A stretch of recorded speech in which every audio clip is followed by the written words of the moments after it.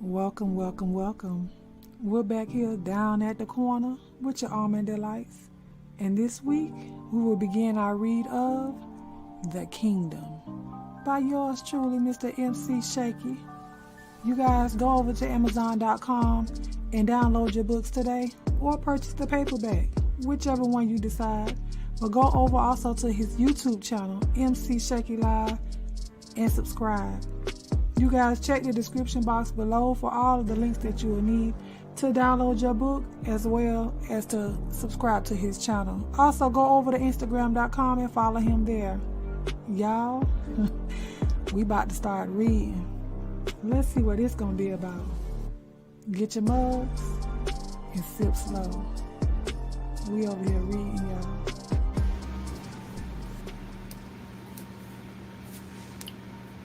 Hello and welcome to Almond Delights Reading Corner. I am your girl, Miss Almond Brown 09, and we are back with another read, honey. Yes, another read. We have another author that allowed us to read their work here on the YouTube, honey, on Almond Delights Reading Corner. And this week, y'all, we got The Kingdom by McShakie. Listen, hey, Shakie. So, listen, y'all already know how I do heavy on the disclaimer. There will be some cussing. Y'all already know how I do, honey. It's going to be words in this book that Miss Almond Brown might not necessarily say on the other side, but I'm going to give y'all every essence of this book. So I hope you guys go over to Amazon. I'll have all the links down in the description box below so you guys can go and download your copy or purchase the paperback, whichever one you like. But yeah, so if you can share the video, go ahead and share the video out. But we're going to get this thing started. Whew, I don't know. Listen, if y'all saw the intro video that I did, that I dropped today, reading the back of this book, I'm ready. So I hope y'all got y'all mugs, got y'all drinks so we can get ready to sip slow on this thing here, okay? Whew, the prologue. The sign on the right reads, "Welcome to New Orleans." Directly underneath those words is the French phrase, "Les bon temps roulette." I can't roll them R's, but y'all already know. The city, however, is anything but welcoming. New Orleans is the biggest city in the state of Louisiana. It is located just inside a bend in the Mississippi River and shaped like a quarter moon, which is how it earned one of its nicknames, the Crescent City. New Orleans is known far and wide as the Big Easy, a nickname coming from its roots as a southern town, but with a modern, trendy feel. Originally the city of sin, in New Orleans, nothing is taboo. In New Orleans, the supreme law of the land is the streets. Police, courts, and government are novelties. New Orleans was founded in proximity to the international waters of the Gulf of Mexico. Tons of illegal drugs pass through New Orleans ports yearly. With New Orleans being an earshot away from the Gulf of Mexico and sitting conveniently on the Mississippi River, it leads the nation in the number of illegal drugs that enter the county by way of sea. Heroin, marijuana, and cocaine, in their purest forms, entered the United States from South and Central America in astronomical amounts. New Orleans are their first stop. Nearly half of the citizens are clinically addicted to one form of drug or another.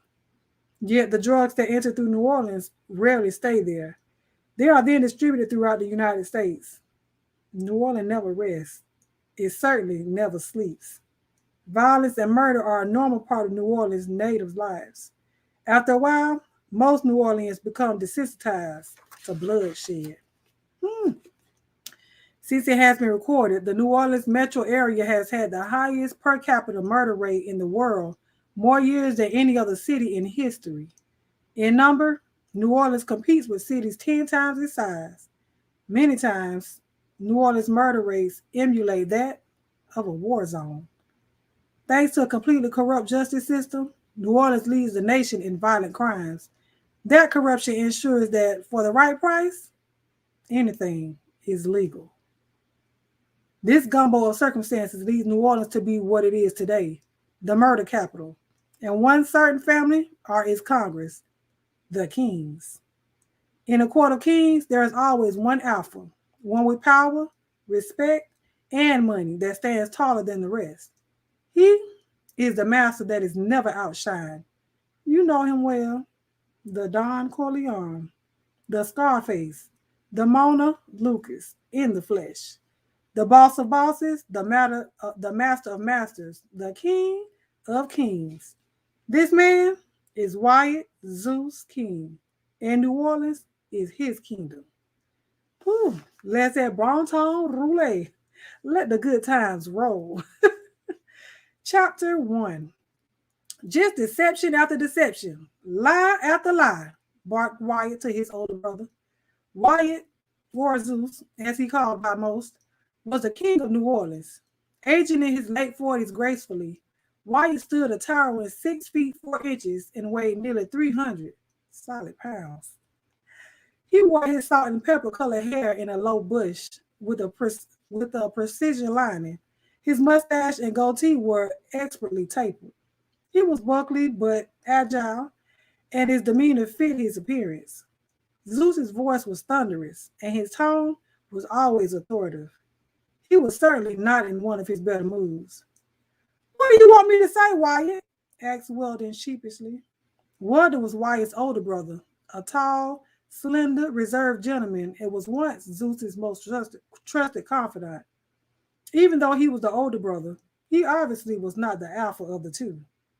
Their oldest brother, Warren, who lived in another part of the state, was also obedient to Zeus. Even though Zeus was the baby of the King brothers, he was the undisputed boss. "I want you to goddamn say something. I want you to tell me how, after all these years and the mercy I have shown you, that I am looking at a fucking picture of a motherfucker that should have been killed 25 years ago." Weldon was silent and thought for a moment. He had to choose his words carefully because the wrong thing was seeing his brother into a blind rage, and it was something that he had not wanted to do. He decided to just tell the truth and hope to appease his brother. He sat back in the office chair. He had been summoned by Zeus earlier that day and was in Zeus's executive office at King Tower in downtown New Orleans. Zeus stood up behind his desk, looking over at his brother with menacing eyes.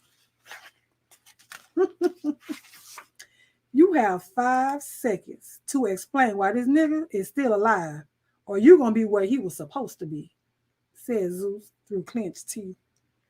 "Brother, I am sorry, but he is not just some nigga. He is your flesh and blood," cried Weldon. "Whew. Those bastards are nothing to me," grunted Zeus as he folded his arms and looked away. "Wyatt, I know I was supposed to do it, but what were you asking me to do? I could not have brought myself to do it. So then, instead of taking my wrath like a man, like a king, you lied to cover up your lie?" "I lied because the baby was..." "Don't you fucking say it," Zeus screamed as he slammed his hand on the desk. Wyatt grabbed the picture that was on the desk of the man who was once a baby that his brother had ordered him to exterminate in exchange for his own life. "Look at him, brother. He is all grown up, and he looks exactly like..." "I know who the fuck he looks like, damn it." Wyatt thought about his eldest, his daughter Athena. Athena was the female version of him. She had her mother's brilliant hazel green eyes and the blend of her mother's Creole light brown complexion, but everything else was all him. She was alluringly beautiful and highly intelligent. Zeus wanted the world for her. He never wanted Athena tied up in the family's dirty business, but Athena was much like her father, that she managed to impose her way into it anyway. Athena worked her way up to chief operating officer at King Enterprises, which was the number 2 position under Zeus. That, however, was not enough to pacify the ever-ambitious Athena. She wanted control over the kingdom and managed to exert her status on Zeus's daughter to gain some control of the family's other interests. For that, she was often at odds with the official number 2 over the kingdom, which led to Zeus often having to scold her, in which Athena would merely respond, "I am my father's daughter." He then thought about his firstborn son. the son that was supposed to be the heir to the king family fortune, the one who was supposed to carry on his legacy and forge a dynasty, the son that was Adonis. Adonis shared the hazel eyes and light skin, alluringly handsome, prim, and proper. The signs were always there, even if Zeus never wanted to admit it. The fact that Adonis hated sports and despised any type of laborious work, the fact that Adonis had the rhythm of a ballet dancer and the voice of an angel was never enough for Zeus to give up hope. He would pacify the signs by just thinking Adonis was a mama's boy, and the most of what he was going through was a phase. He respected only one fact, and that was Adonis never cared about what anyone thought of him. At age 15, Adonis marched into his father's office and told him, "Pop, I'm gay." Zeus respected that he told him with his head held high, and then Zeus told him he had to leave his house. Adonis had been on his own since that time. Zeus pretended as if he did not exist at all. He kept tabs on Adonis, even if he didn't speak to him. He had a trust fund set up for him, and the monthly allowance of $5,000 would go into it. Adonis had access to it, but never touched a dime. The official number 2 position of the kingdom belonged to their younger brother, Ares. Ares possessed a no-nonsense attitude and a devilish demeanor. Ares too possessed his mother's hazel eyes and Creole skin complexion, but he favored their mother more. Zeus had always shown Ares a degree of tough love. In his mind, he certainly did not want Ares turning out like Adonis. As a teenager, Ares was groomed for the streets, and he was expected to take control of the kingdom someday. Zeus never kept him out of harm's way. He was on the block as a lookout at the age of 16 and was given his own block to run at the age of 18. Ares learned the drug business and moved up the ranks until he learned his position as second in command of the entire kingdom. Where Adonis was soft, Ares was tough. He thought about his last child, his daughter Artemis. While Artemis was a child by his second wife who was of Cuban descent and did not possess their sibling's signature hazel eyes, she was his little princess, and he generally spoiled her rotten. His idea of raising her was simply buying her anything she wanted. Artemis was an excited and captivating young woman with a perfect body and unique foreign features. Through the king family's abundant resources, Artemis had the opportunity to do anything she wanted in life. She chose, however, to do absolutely nothing. Being a socialite was her full-time job. She only aspired to become a reality television star, and being a celebrity was her life's mission. Videos of her getting drunk and exposing her breasts while partying on Bourbon Street had recently gone viral on Twitter. Much to Zeus's disappointment, he ended up grounding her. As he thought about the king's children and the legacy, his mind began to wander. Were any of his kids truly ready to continue his legacy? He was not sure how to feel about the picture, which proved to him that the dynasty was about to be shaken to the core. He wanted to order a hit on his brother. He did not know how to forgive him, even after 25 years. "I watched you murder the baby, right in front of me. It was what convinced me you were ready." Whose baby was that? "Some crack whore from across the river that basically sold me her baby for a hit," explained Weldon. Weldon thought about the day years ago he was ordered by his brother to kill the baby. Zeus telling him that this was the baby that Ariana chose, and that this was the baby that had to die. The way that Zeus maliciously forced him to kill the baby, or he himself be murdered, went to the soullessness of his brother. He thought about the love he had for his brother and the way that his own actions had hurt everyone involved. It was the day he found out his own brother was both human and heartless. "Brother, I have done everything you have ever asked me. I have apologized privately and publicly. I have murdered for you. I have done every despicable act of contrition that is humanly possible," began Weldon. "Yet your betrayal is as fresh as the day I caught you with her," Zeus said with menace. "I still have yet to feel justice. I lost my life the day, and to the date that debt has yet to be repaid. Walden walked over to the mini bar. His hands were shaking, and he was nervous. He silently said a little prayer because he knew that his own life was minutes from being over. Knowing his brother, it would only be seconds before the goons burst in and filled his body with hollow point bullets. He also knew that the baby, who was now a grown man, was a dead man walking, and there was no reasoning with Zeus once his mind was made up. Walden needed a stiff drink. Zeus stood at the window of the executive office suite that was on the top floor of his 12-story office building. The King Tower was in downtown New Orleans within an area called the Central Business District. The world-famous Mercedes-Benz Superdome and the lights and the sounds of the city were in Zeus's view. New Orleans was his city, and as the sun set on the hot Louisiana summer day, his city started to come alive. In the early 90s, while working on the riverfront as a deckhand unloading barges, Zeus realized how strategic his hometown was located and how beneficial that location was to get foreign-produced goods to the masses inside the country. Quickly, he realized that if Sony could move DVD players through New Orleans, he could move things too. With the help of his brothers, he built an extensive transportation network mimicking what the big corporate supplies chain did.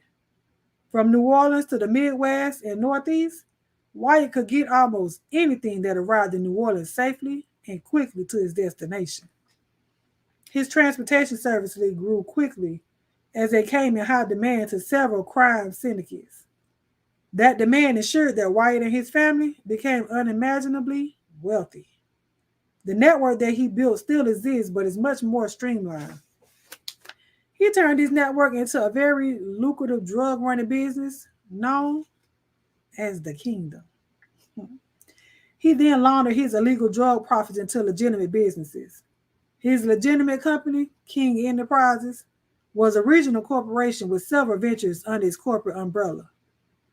Wyatt King was called Zeus, a nickname he got from his first wife, because she would always say that he had the fiercenesses of the mythical king of the gods.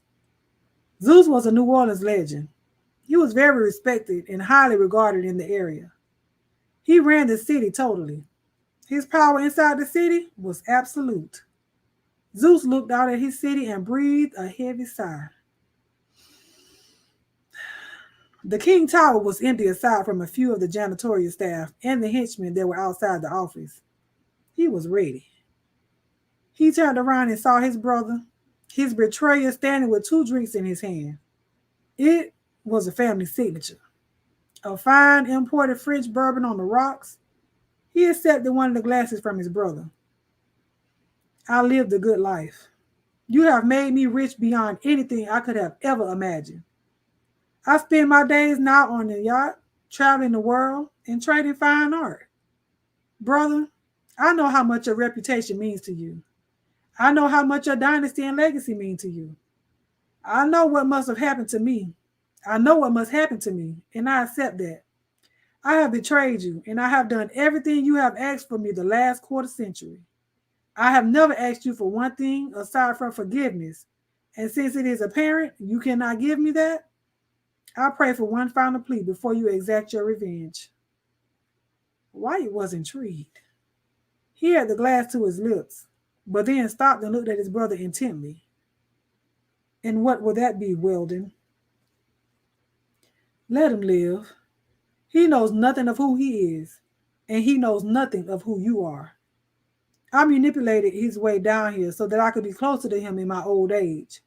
But he is clueless and innocent, and he doesn't deserve to die. Zeus grinned. He swallowed the whole bourbon on the rocks cocktail in one menacing gulp. Sorry to disappoint you, brother, but that is yet another request that I just cannot grant. Weldon sipped his cocktail, nodded his head. That is exactly what I thought you would say. At that moment, Zeus dropped his drink glass and it burst into several pieces as it hit the floor. The feeling of betrayal washed over his body and he began gasping for air. but he felt a whole new pain erupt from where his heart should have been. He noticed a sly smirk on his brother's face and realized that the wounds of the past were open again. At that moment, Zeus felt a striking pain shoot from his left leg, his left side, and spread to his right. He felt as if he was being shot, stabbed, and struck by lightning all at the same time. He lost feeling in his limbs as the pain intensified. He then collapsed to the floor with a loud thud. The goons burst in, and Weldon burst into a full panic mode. Help! My brother appears to be having a stroke. Several of the henchmen began to hold up their boss, the king. Weldon rushed around to the desk. He picked up the phone to dial an ambulance. He then saw the picture of the man and picked it up. Zeus was wheezing and shaking uncontrollably as the henchmen tried to resuscitate their leader. Call his doctor, one good said. Call the ambulance, yelled another. There is no time for that, you fools. Pick my brother up and bring him down to the lobby. We can bring him to the emergency room faster than any ambulance can get here, ordered Weldon as he and the henchmen lifted Zeus and rushed to the elevators. Child and scene. We're going to be right back, child. We're going to take a brief intermission, honey. That was chapter 1. Already they're getting into it. We're going to be right back. Don't go nowhere. Welcome, welcome, welcome. We're back here down at the corner with your Almond Delights. And this week, we will begin our read of The Kingdom by yours truly, Mr. McShakie. You guys go over to Amazon.com and download your books today or purchase the paperback, whichever one you decide. But go over also to his YouTube channel, McShakie Live, and subscribe. You guys check the description box below for all of the links that you will need to download your book as well as to subscribe to his channel. Also go over to Instagram.com and follow him there. Y'all, we about to start reading. Let's see what it's going to be about. Get your mugs and sip slow. We over here reading, y'all. Listen, we in chapter 1. And they carrying on already. Welcome back, you guys, to our Almond Delights Reading Corner. I am your girl, Almond Brown 09. I appreciate you guys for joining us tonight. That was chapter 1 of The Kingdom. Lord, they over here killing each other. But anyways, welcome, welcome. I hope you guys have your mugs slip slow as we sip and get into this tea. Shout out to McShakie and shout out to all of the members. Chapter 2. Oh, and heavy on the disclaimer. There will be some cussing and cussing. And probably some adult content, but we all grown, right? Mm-hmm. Chapter 2. Oh, shit, Daddy. Don't stop. Right there. Moaned Dawn while Aries was continually pumping into her. She lay on her back in the missionary position, accepting every inch of Aries into her. Aries did the long stroke between her legs as her ample breast jiggled from the vibrations. The position was basic, but the sex was rough, and Aries was laying it down thick enough that Dawn's bleached blonde hair became unkempt.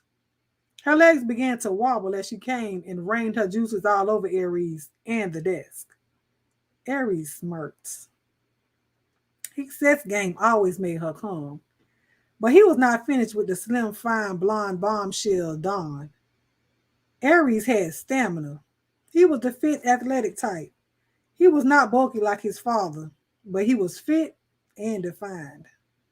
As his tool continued to vibrate the inside of Dawn's walls and tickle her pearl tongue, a single tear slid down her cheek. Girl, you crying? He was touching all her inner walls, and she felt the pressure of his pipe all the way in her abdomen. But that was not why she was crying. Damn, girl, you wet as fuck, said Aries as he reached for her hair. He continued his rhythm in and out of her as she wished the man that was giving her body so much pleasure was her husband. Dawn's thoughts drifted to Byron, her husband. Byron would have never been that rough with her during sex. To him, she was a delicate flower, and he always made love to her. Aries, on the other hand, simply fucked her. And that is exactly what she wanted sometimes. In this case, it was not the fact that she was doing it, but the fact that she liked it that made her cry. She grabbed his lower back with one hand and the ass cheek with the other and pulled him into her. Feeling the perfection of her body and taking in the look of her milk white skin and deep, vivid green eyes, Aries began to feel the throb of his midsection. She ran her expertly manicured nails along his back, and as she felt another orgasm erupting, she began to sink her nails into Aries' back. The marks could easily be seen against his light caramel skin tone. He did not feel that, however. He was more concentrated on the nut he was about to bust. "What's my name?" he demanded as he continued to hit her walls. "Us! Us! Aries!" She groaned in response. "Nah, bitch. What's my motherfucking name? You heard me," he ordered as he pulled her hair. "Aries!" She screamed in pleasurable pain. She looked deep into his vivid hazel eyes and caught a glimpse of the heaven in the devil. "Aries King!" She felt another tingle between her legs and she gasped. They both climaxed at the same moment. Aries' eyes rolled to the back of his head as he shot a load of his seed deep inside of her. He collapsed on top of her right there on his father's desk. Zeus was in a coma induced by the stroke he had, and at that exact spot nearly a week before. However, Aries had long ago begun his adulterous relationship with Dawn. She had made a deal with him, and part of that arrangement was that he got her whenever there was an opportunity. Her husband, Wayne, also worked for the King family, but under Aries' administration. Wayne was a runner, one of the most dangerous jobs in the kingdom. Dawn's sex kept him a bit safer than the average runner. Aries got up and out of her and then made his way to the suite's connected private bathroom. She got up and followed behind him. She needed to freshen up as well. He stood in the mirror buttoning up his silk Phineas Cole shirt while she made her way and proceeded to handle her business. "What the fuck you think I want you in the bathroom with me? You getting too comfortable like you my bitch or something," Aries stated. Dawn rolled her eyes at him and continued to clean herself off. She wondered to herself how someone so handsome could be so arrogant. "Nigga, you act like you just didn't finish fucking me," Dawn thought to herself. Her eyes said what her lips did not dare. Aries wanted a response. His view of Dawn was just one of property. Her husband had run up a huge gambling debt with the kingdom and was working his way out of it. Dawn was collateral damage, and Aries was quick to offer her the indecent proposal of her sex keeping him very safe within the kingdom. While she was supposed to be collateral damage, he enjoyed her sex and the idea of toying with her. "Bitch, you act like you got a problem," Aries growled, reading her expression. He quickly raised his hand as if he would want to slap her. She stumbled back on the toilet and held the eventual point of impact. "Scary ass," Aries said, and then began to giggle at her. She rolled her eyes again. She had to get back to her duties as the King Enterprises chief executive assistant, and the last thing she needed was her judgmental co-workers talking behind her back about fooling around with the boss's son. They talked behind her back enough for being a white woman who was married to a black man. She pushed him aside to use the mirror. He pushed her back. "Oh no, Aries, you got me all the way fucked up." She began to get imitation ghetto, but was quickly reminded of who she was raising her voice at. The look on Aries' face was one that said, I want you to try me, bitch. Aries was the current leader of the kingdom. He was an urban legend in the streets of New Orleans. People who crossed him usually turned up missing. Not to mention her husband's life was literally in Aries' hands. She was immediately silenced by his look, which was one of Satan himself. Get your ass back to work, he demanded as he walked out of the bathroom. I hate you, softly escaped her lips. I love you too, he hollered back with a laugh, and then the office door slammed shut. Fuck, she said after she looked in the mirror. The bastard heard me. What the fuck y'all looking at? Aries barked at a trio of secretaries that had gathered around the office door to make out what was going on. The office workers quickly scattered back to their cubicles and offices. Although Aries had no official position at King Enterprises, everyone who worked there knew him to be the son of the boss, Wyatt Zeus King. Aries had come through the office door for the sole purpose of smashing the sexy Dawn, something he usually didn't do at the office, but he thought since his father was comatose, he could dip through with not much of attention. The executive offices of King Enterprises occupied the entire top floor of King Towers. King Tower was an office and retail complex located at Poydras Street, directly across from the world-famous Superdome. The plush offices on the top floor belonged to the top executives and directors of the different arms of King Enterprises. King Enterprises was a privately held corporation that included several business entities, the biggest being King Brothers Construction, which built several public works and multi-million-dollar private sector buildings. In addition to that, King Enterprises operated King Motors Corporation, which ran several flagship car dealerships throughout the New Orleans area. Also, under the King Enterprises corporate umbrella was King Realty, which sold, leased, and managed luxury apartment and condominiums in the area. Finally, there was the Crown Club, which is one of the hottest upscale nightclubs and casinos in New Orleans. Aries quickly made his way down to the hallway toward the bank of elevators. He had gotten what he had come for and wanted to make his exit before she found out he was there. He was not so lucky though, because just as he pushed the down button on the elevator, he was stopped. Aries, said the soft voice of Paige. Paige was a coffee-colored, slim-built young woman. She was Artemis' best friend and worked for King Enterprises as an intern.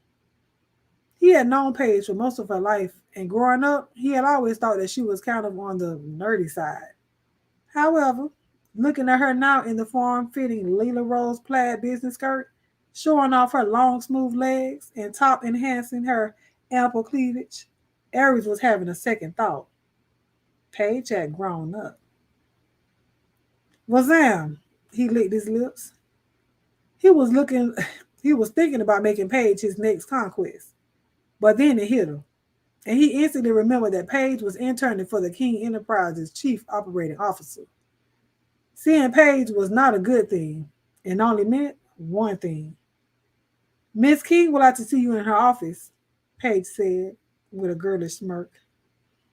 Even though Paige had been a friend of the family for years, in the office, her boss demanded that she be referred to as Miss King. Fuck, Aries said aloud as he headed to the corner office that belonged to his older sister. The sign on her door read Athena M. King, Chief Operating Officer. Chief Operating Asshole, he grunted to himself. Paige let out a giggle as she sat back at her desk outside of the office. Aries winked to her as he entered the office without knocking. Athena sat on her contemporary oak finish desk. She was on a business call when Aries entered the office. Sis, what's goody? Aries asked, hoping to be quick. He did not care that she was on the phone. He plopped down on the chair that sat opposite her desk. I'll have to call you back, she said into the receiver as she hung up the phone. She turned her attention to Aries. Then she sarcastically said, Well, just have a seat then, dear brother. Aries rolled his eyes before they settled on his sister. He always thought that Athena would make a good woman for some man someday. If only she were not such a bitch. At 28, Athena was a caramel mocha dream. Her hair was all natural and auburn colored, hanging loose. Her Creole heritage was apparent. Her body was tight, and she was thick in the right places. She played tennis and had a healthy build. Athena stared her brother down, and with her expertly manicured nails, tucked a few strands of straight hair behind her ear, displaying her Karl Lagerfeld diamond earrings. This accentuated her even creamy complexion on her round, blemish-free face. She blinked the signature rich hazel eyes that both she and Aries inherited from their mother. What? Aries barked without breaking the air. The, I spoke with Smirkov this morning, explained Athena. Smirkov was the top lieutenant in the Russian mafia and the kingdoms connect. Athena, what are you doing speaking to him? It's my job to deal with him. It was no secret to Aries that Athena wanted his position, and he found her often sticking her nose in his business. I spoke with him to avoid a senseless war. Smirkov is pissed that one of their top runners went ghost on a transfer from us. You wouldn't happen to know anything about that, would you, Aries? Not a thing, Aries lied. The Russian worker who had made the pickup was talking sporty to one of the king's workers, so Aries had the Russian worker killed, which is probably something Aries would not have done if Zeus was still in charge. Aries hated working with the Russians, but his father had been in business with them before he was born. Prior to those days, the Italians had seen New Orleans as a strategic entry point of their Colombian-produced cocaine, but they had difficulties moving it once it arrived in New Orleans. Either entered Zeus and his older brothers, Weldon and Warren. Together with the band of King family members, they were able to move the work efficiently and effectively. Their experience and knowledge of the South had made them indispensable, and the Italian mafia compensated their efforts dearly. The King network allowed the movement of massive amounts of drugs across the country, and for the most part, it was safe and secure. Soon, though, Zeus was presented with an offer he couldn't ignore. At that time, Warren King, the older brother and the family enforcer, was leaving the New Orleans and the drug game. He had contacts with the Romanov crime family, and they were extremely interested in his brother Zeus. The Romanovs wanted the Kings to move the Russian cocaine along their network. The Russian cocaine was purer and more potent than the Colombian-made product that the Italians were moving. Part of the offer for the King transportation would be for the Russians to sell Zeus an unlimited number of kilos at cost with no markup. This was valuable to Zeus because it would allow him to move into selling, which was more lucrative than transporting. For the Italians, he was just a glorified mule, but for the Russians, he could be a partner. Zeus was hesitant. The Italians had insisted that his family work for them exclusively. The Italian Gambino crime family ran New Orleans, and Zeus didn't want a war with them. The Romanovs, though, were relentless in their pursuit of the King's service. They had no interest in running New Orleans or any place in the South. They simply needed an outlet to get their cocaine into the country. They offered Zeus control of the New Orleans along with their deal, and that was the icing on the cake. The Russians agreed to keep the Italians at bay and provide manpower that Zeus needed in gaining control of New Orleans in exchange for a transportation contract. The deal was struck after a small war with the Gambinos. The Kings got control of the illegal drug trade in New Orleans. This is where the bulk of their money eventually came from. The Italians were notorious, but the Russians were lethal. Along with the Kings, they had a home field advantage, and that advantage they used to force the Italians out of the city. The Kings began distributing, transporting, and selling Russian product. Over the years, Zeus and his family were able to control the entire market in the state of Louisiana. The Kings had a superior product, better priced, and a loyal and well-organized army, and it was not long before other areas in the southeastern United States fell to the Kings. The kingdom was born, Zeus's brother Warren went to Shreveport and began to run Arkansas, East Texas, and North Louisiana. His cousins were given territories in Baton Rouge, Jackson, Biloxi, Mobile, Tampa, and Tallahassee. Zeus sponsored his younger cousins at colleges and encouraged them to get business degrees so they would be able to launder the kingdom's dirty money into legitimate businesses. Zeus worked hard, and the kingdom thrived. Louisiana's corrupt political system allowed the kingdom, alongside King Enterprises, to expand and grow into huge multi-million-dollar conglomerates. Zeus became a millionaire. Both his brothers became millionaires, and the rest of the family experienced immeasurable wealth. Years later, the arrangement with the Romanovs' crime family was still intact, and the bitter taste of defeat was still lingered on the mouths of the Gambino Italian mafia. The Italians wasted no time courting Ares once they learned that Zeus suffered a stroke and was in a coma, and Ares had assumed control of the kingdom in his father's absence. I don't know where the Russian is. The nigga never showed up, so I ended up completing the shipment to St. Louis with our own runner, said Ares. You are lying, little brother, Athena responded scornfully. Whatever, Athena. Let me handle the Russians.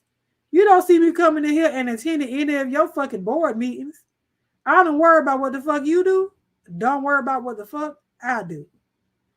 I will worry about anything that jeopardizes this family. I ain't jeopardizing shit, Athena. I know you're not, she interrupted. I smooth things over with the Romanovs, and you will not strike against them again. Ares stood there and stared at Athena intently. He felt she was out of bounds. She was not his boss, and she had no official role in the kingdom. Besides, their cousin Buster, who ran one of the sections of New Orleans, no one was loyal to her. She was only given respect as a daughter of Zeus, and she was only his big sister. He felt like he did not need to answer her at all. Or what? He said pointedly. Athena smirked devilishly. You know, when Dad gets out of his coma, he'll find it very interesting that you've been having talks with the Italians. How did you know that? That doesn't matter. What does matter is the fact that when he wakes up, he is finding out that his precious number 2 has been planning to usurp control of the kingdom. Ares rolled his eyes. In Louisiana, all the kings were untouchable, yet their father was an icon. Zeus was the undisputed and undefeated king of New Orleans. He reached Zeus's reach and wrath were what legends were made of. He was more than a businessman and a kingpin. He was a street god. His word in New Orleans was law. He was the only person that Ares did have to answer to. He was the most revered of their wealthy and immensely powerful family, and the sole person even Ares didn't fuck with. He had plans for the family, though, and he did not want Athena derailing his plans, so he had to submit, at least temporarily. He had to play her game. Athena, sis, thank you for handling things. Nothing to happen with the Russians, but did Dad name me second in command in his absence? But Dad did name me second in command, and in his absence, and I am fully capable of taking care of the kingdom, Ares said as he galloped again, walking to the door. That remains to be seen, dear brother, she said as Ares walked out of her office. Bitch, he said under his breath just outside the door. Paige smiled at him as she stopped typing for a moment. I heard that, Athena yelled through the door. Miss King, your 1:15 appointment is here, said Paige over the phone's intercom. All right, send them in and hold all of my calls. I do not want to be interrupted, Athena said, pressing the intercom off. While Zeus was in a coma, Athena was the acting CEO of King Enterprises. Being second in command meant that if she was needed, she had to step up. She felt her position was earned and not simply given to her because she was the owner's daughter. She had a brilliant business mind. Athena was educated at Princeton and obtained a master's degree in business administration. She was at the top of her class and in the top 5% of MBA graduates nationwide. While going to college, she kept the job and upon graduation, accepted a job in the Human Resources Department of King Brothers Construction. Athena had worked her way up and on her own merit. She was next to her father within the company. She felt it would only be right that she be right next to him inside the kingdom as well. She had ambitions to one day lead both sides of their family business, just like her father.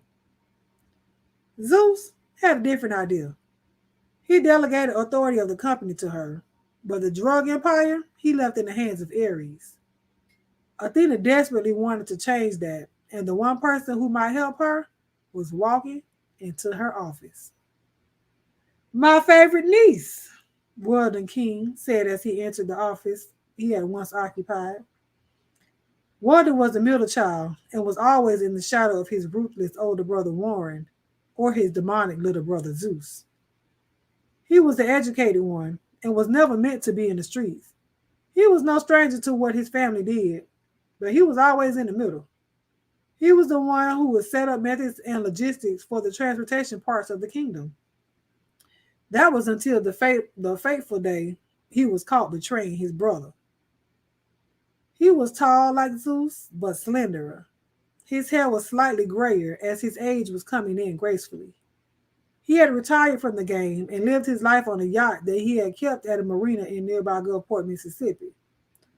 Warden was a connoisseur of fine art in retirement.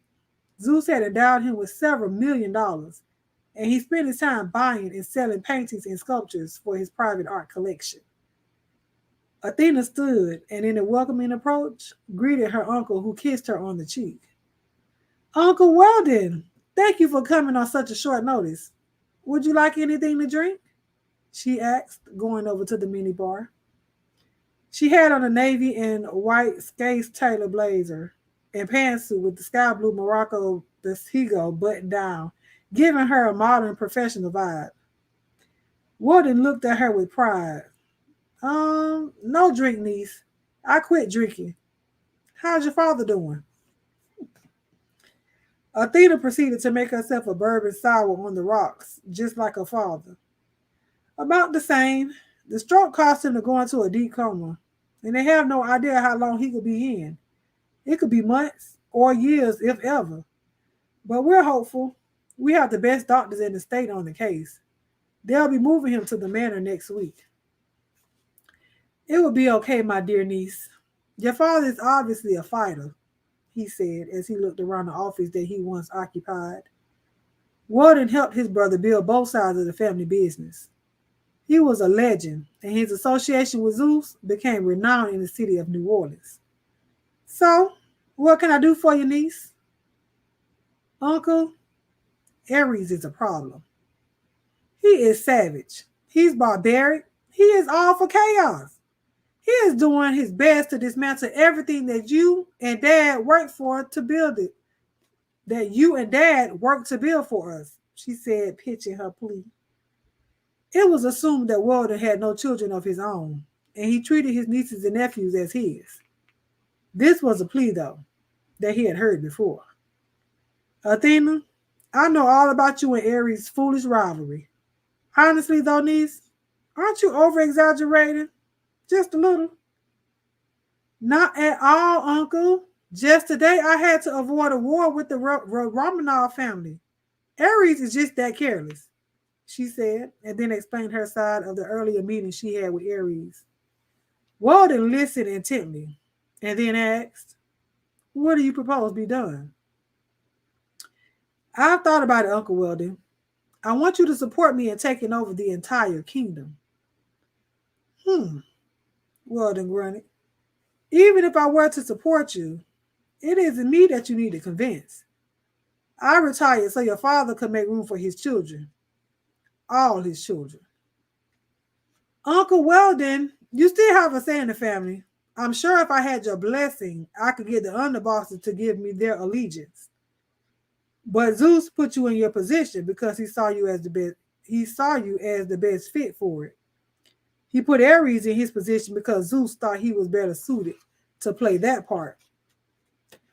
First, I earned my position.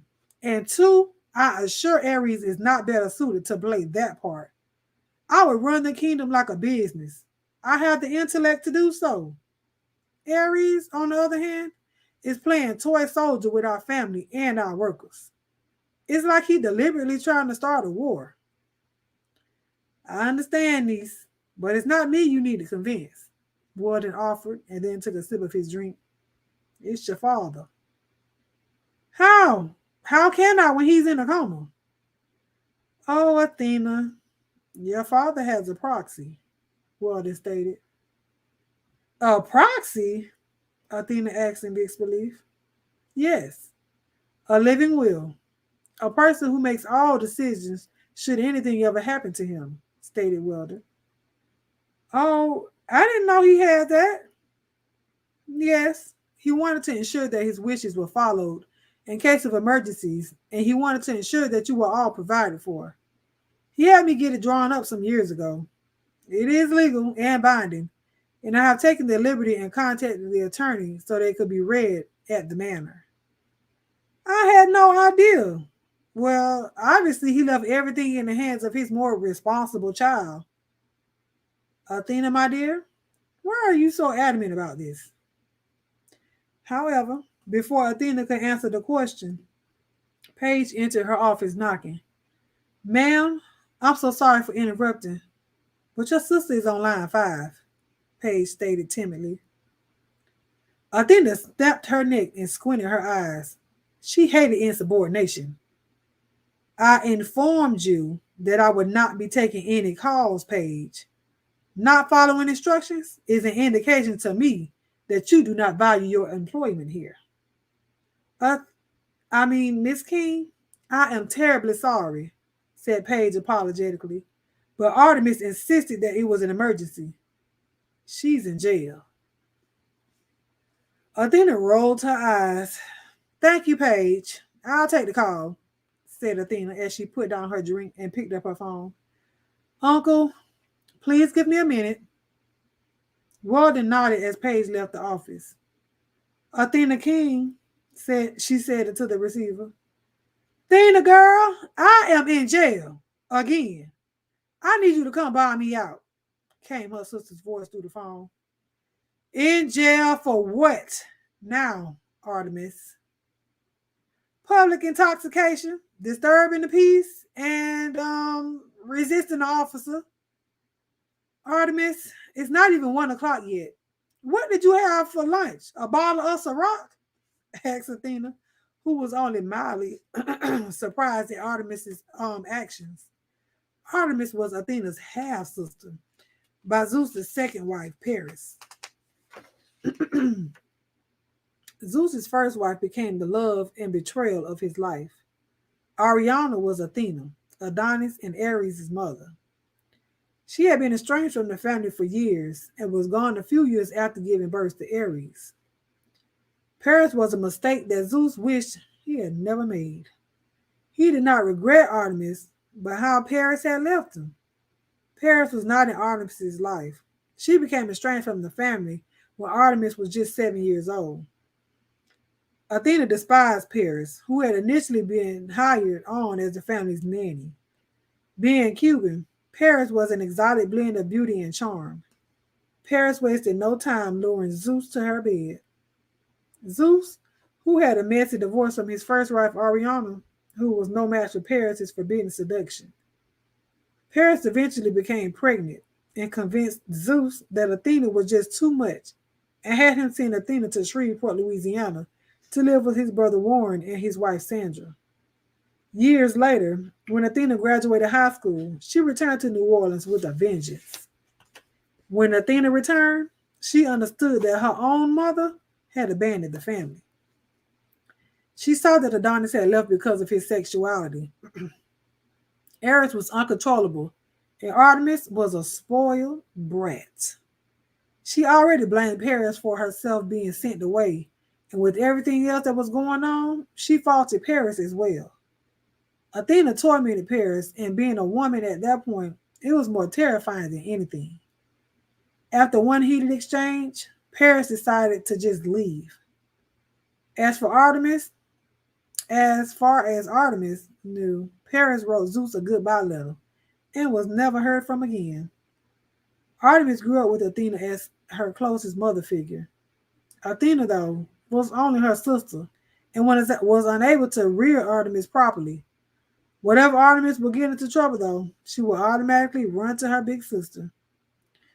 Well, no, and yes, we can talk about it when I get out. Now, are you coming to get me, hermana? Begged Artemis. I have a meeting going on right now, and it's very important. I'll send Buster to bond you out, Athena said, speaking of her second in command. Girl, since I'm under the legal drinking age and this involves an alcohol charge, I have to be signed out by a legal guardian. Athena sighed. She was truly aggravated with her sister. Artemis Diana King, you get yourself into one more situation like this, and I swear I will let you rot in there. Thank you so much, sis, Artemis said, giving Athena her bond information. All right, Artemis, I'll be down within an hour, said Athena. As she was about to hang up the phone, she heard her sister's voice. Oh, Athena, one more thing. What is it, Artie? Please, please hurry. It's nasty in here. And one of these women has nicknamed me Cupcake. Begged Artemis. You owe me, Artie. I'll be down there soon. Try not to drop the soap. I hear that's a bad thing. That is so not funny, Athena. The line disconnected and Athena placed the phone back in its cradle. Uncle, I am very sorry, but I got to go. Artemis is in trouble again. She stood up and reached for her checkered Louis Vuitton bag and her iPad. Is everything all right? Asked Weldon, getting up as well. Yeah, but the next time it won't be, she said, and then explained what happened. I'm so sorry, Uncle Weldon. I guess I'll talk to you when the proxy is read. Well, I didn't plan on attending, but since I am in town, I may as well. That's perfect. I'll join everyone after I stop and check on Father. Speaking of your father, he has his mind set on you running King Enterprises and having no real affiliation with the kingdom. Zeus rarely changes his mind, and you know just as well as I do that once he decides on something, it stands. I'm afraid the only way you will ever run the kingdom is over Zeus's dead body. They both walked to the door while Weldon's words sank in. Athena thought about it and then said, You know what, Uncle Weldon? I truly believe you are right. And scene. That was chapter 2 of The Kingdom, honey, by McShakie. So, we see what's going on here in chapter 1 and chapter 2 of The Kingdom. I'm going to drop my link while I go over this. And for those of you that may be new here, I'll drop the link. Anybody can come up here and we can discuss what we just read, the first 2 chapters that we read. So what we do here down at the corner, honey, we read for at least 45 minutes to an hour or so, and then we'll discuss for about 10 to 15 minutes what we read, what you guys think of the book thus far. What do you think will go on? Do you think Athena will take over the kingdom, honey? And Uncle Weldon said over Zeus's dead body. And we know that Uncle Weldon is the one that put Zeus in that coma. Honey, he drank that drink after his brother gave it to him and went to shaking and baking, okay? He down there having a whole stroke and now he in a coma. So that is what is going on with the kingdom. Shout out to McShakie for allowing us to read this book. If you guys see him out there on the streets, then thank him for allowing us over here at the Almond Delights Reading Corner to read the book. Yes, listen, the family crazy already, Polo. That's what I was just sitting over here thinking, like, well, God dang. In the first chapter, they already trying to kill each other. They already trying to kill each other. Yes, honey, there's a lot going on. There's a lot going on. It's a whole lot going on. But I'm ready to see if Athena is gonna if she gonna actually get what she wants. Also, Aries is very arrogant. Yes, he is. He's very arrogant. The way he's treating Dawn. But I guess because Dawn, like he said, she collateral damage, honey. You out here, your husband out here with all these gambling debts that he can't pay off, and now you got to be hunched on to pay your debt. I mean, she like it, but at the same time, she don't like it because he treated her like crap. He was her husband, hunching on her like that. Child, I can't even. But anyways, while we are doing our my church announcements, can you guys please drop your chocolate and your sun emojis in the chat? If you can't find your chocolate or your sun emojis, drop a green heart in the chat for Sip Nation, and that is who MC McShakie is. That's his brand, Sip Nation or whatnot.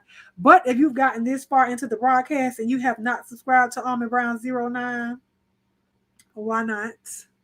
Go ahead and hit that subscribe button. Hit that notification bell. You can join the membership if you please. It's appreciated but not required. If you want, you can go over to Instagram.com/AlmondBrown09. Follow me there.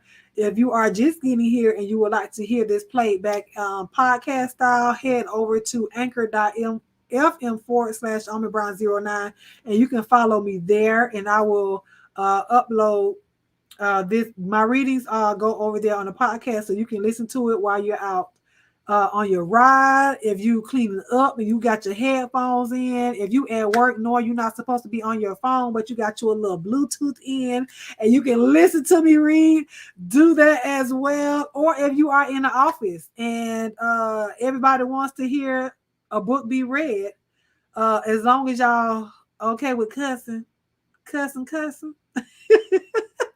go ahead and let it play to the people. If you can't share the video, go ahead and share it out. You can share it on your Twitter, on your Instagram. You can share it YouTube.